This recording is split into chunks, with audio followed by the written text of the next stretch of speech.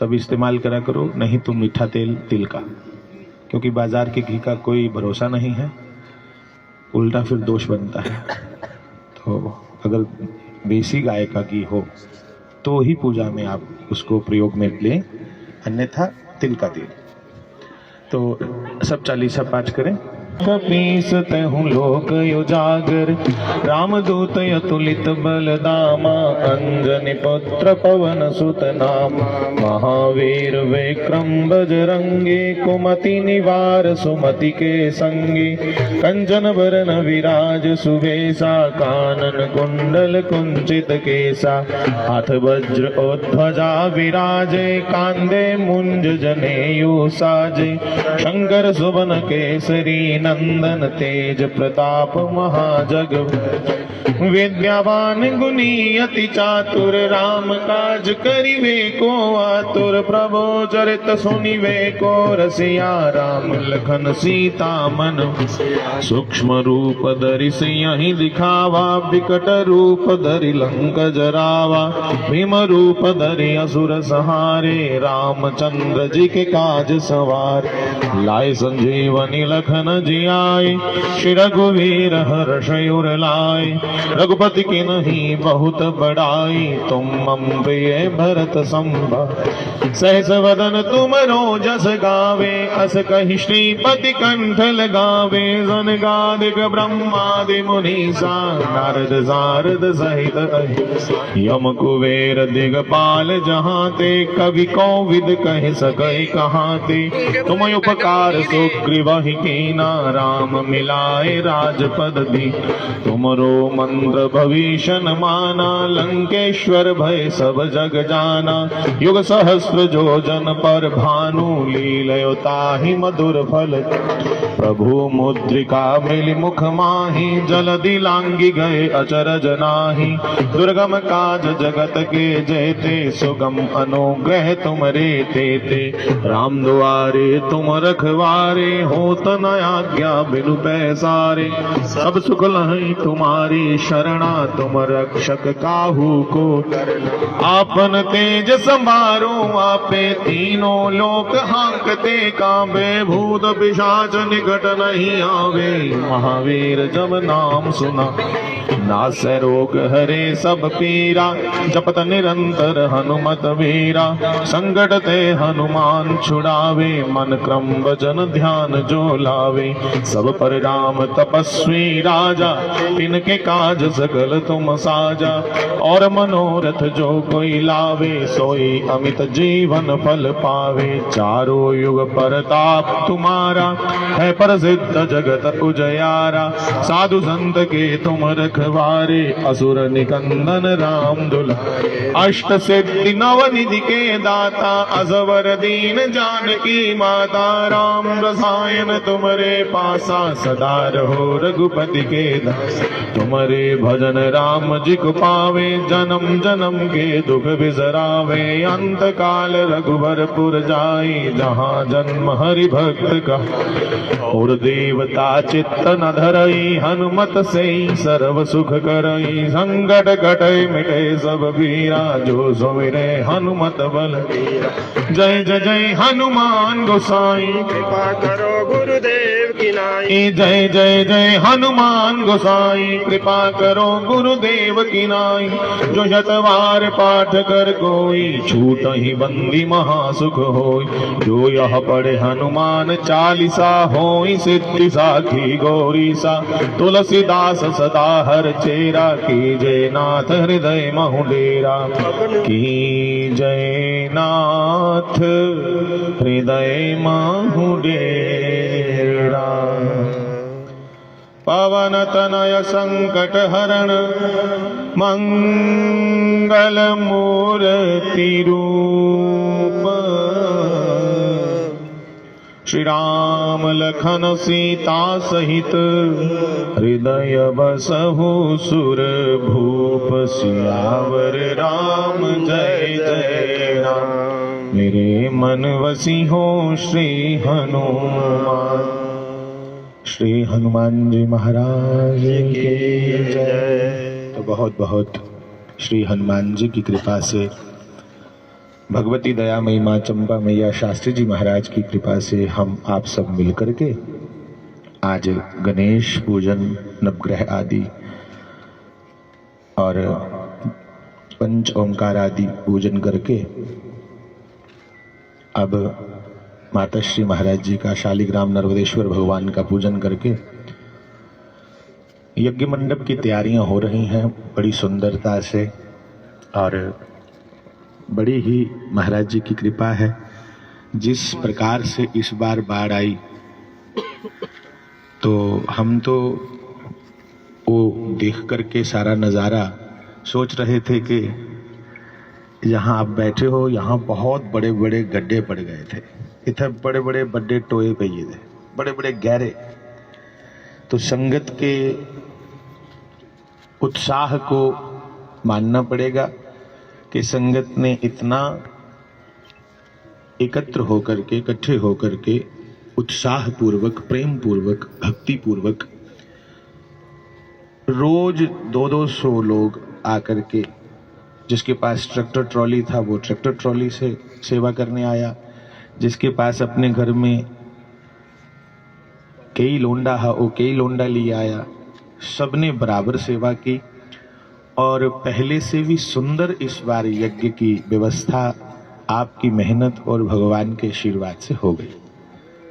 तो ये सब संभव तभी होता है जब भगवान की कृपा हो। सद्गुरुदेव भगवान शास्त्री जी महाराज, माता जी महाराज की कृपा से सब संभव हो गया।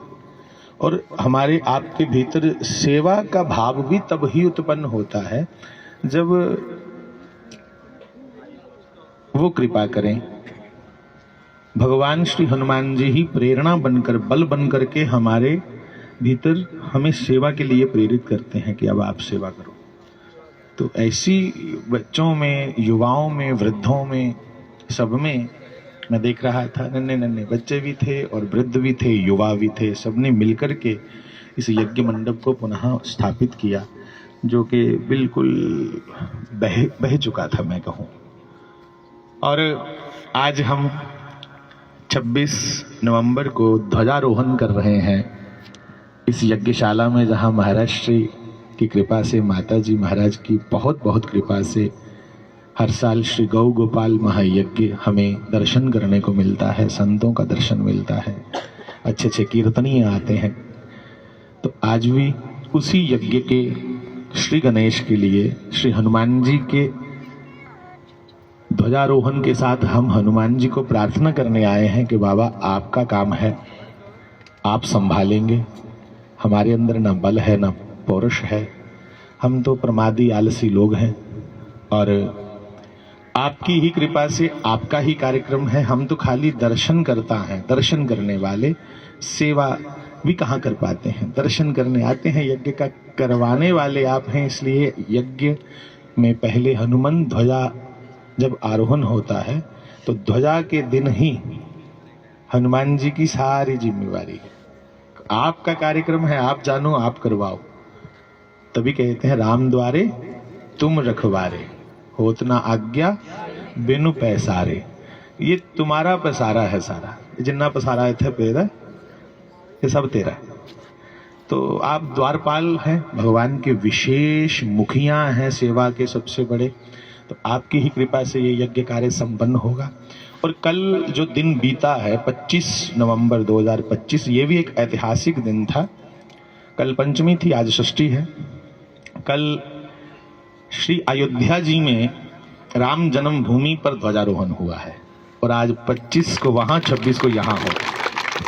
वहाँ बहुत बड़ा सुंदर, लगभग 5,500 किलो कलश बना है सोने का, उसके ऊपर झंडा स्थापित हुआ है, सुन्नेदा। और मुझे एक बात कहनी है सभी अपने भाइयों से कि इतने बड़े भारतीय लोग खर्च करके अपने आध्यात्मिक केंद्रों को बनाते हैं, और इसके लिए भी आपको हर समय तैयार रहना है कि जो विकृत भावना के लोग हैं, जिनकी भावनाएं बड़ी कमीनी किस्म की हैं, जो किसी को आगे बढ़ता देखकर सहन नहीं कर पाते, ऐसे कुछ वामपंथी लोग, ऐसे कुछ अधर्मी विधर्मी लोग उनकी नजर फिर हमारे पवित्र स्थानों के प्रति एक बड़ी हीन भावना रहती है। तो हमें अपने मंदिरों की, अपने समाज की स्थापना करनी है, पर उसके साथ साथ समाज की मजबूती का भी ध्यान रखना है कि दोबारा कोई आंख उठा के हमारे मंदिरों की ओर देखे तो हमारे समाज में इतना बल होना चाहिए कि वो आंख दोबारा उठने योग्य रहे ना। हाँ, क्योंकि हमने जो भगवान को चाहने वाले हैं, जो भगवान को प्रेम करते हैं, जो आपको सबको आदर दे, आपको भी उन्हें आदर देना चाहिए। पर जो हमारी परंपरा, हमारी सभ्यता, हमारी संस्कृति, हमारे भगवान का उपहास उड़ाएगा, उसे सहन करना फिर कायरता मानी जाती है, उसे सहन करना फिर बुज़दिल व्यक्ति का काम होता है। इसलिए हर परिवार को मजबूत भी होना है, ये हनुमान जी से सीखना है। हम सबको मजबूत होना है। मजबूती भी धर्म का एक अंग है। हमें मजबूत रहना है, तब ही देर तक जी पाओगे। बीमार व्यक्ति को कमजोर कहा जाता है और कमजोरी का शिखर ही मृत्यु है। कमजोरी बढ़ते बढ़ते बढ़ते मृत्यु का रूप ले लेती है। मतलब कमजोर आलसी व्यक्ति मृत्यु को प्राप्त होता है और बलवान व्यक्ति जो है, ताकतवर व्यक्ति जो है, वही पूज्य बन जाता है। बस उस ताकत के पीछे अहंकार ना हो, उस ताकत के पीछे मूढ़ता ना हो, मूर्खता ना हो। हमारी ताकत, हमारा बल धर्म के साये में रहे, ताकि हमारा बल हमेशा, हम अकेले 100 लोगों को हरा नहीं सकते, पर अकेले 100 लोगों को खिला सकते हैं, बांट करके, प्रसाद बांट करके। हम अकेले 100 लोगों की सहायता कर सकते हैं, पर 100 लोगों को हम अकेले मार नहीं सकते। इसलिए धर्म कहता है कि जो शुभ है और जो तुम कर सको उसे करो, जो अशुभ है और करने में भी जिसको शास्त्र आज्ञा नहीं देता उसे करना ही क्यों। तो हम भगवान श्री हनुमान जी से कहते हैं, बल बुद्धि विद्या देहु मोहे हरहु कलेश विकार। हे श्री हनुमान जी, हमें बल दो और उसके साथ बुद्धि दो, अकल दो कि हमारा बल हमें गलत दिशा की ओर ना ले जाए। विद्या दो। कौन सी विद्या? जो विद्या हमारे कलेश, कौन से कलेश? विकार रूपी कलेशों को जो हरण करने में काम आए। हमारी विद्या हमारे विकारों को हरण करे। हम विद्वान हों और इतने ही विकारी हो जाएं, इतने ही कामुक हो जाएं, इतने ही लालची लोभी हो जाएं, अहंकारी और बड़े मदांध हो जाएं, तो वो विद्या विद्या नहीं, वो अविद्या हो जाएगी। तो हनुमान जी हमें बल बुद्धि विद्या देहु मोहे, ऐसी विद्या दो जो मुझे ईश्वर के चरण शरण तक पहुंचा दे।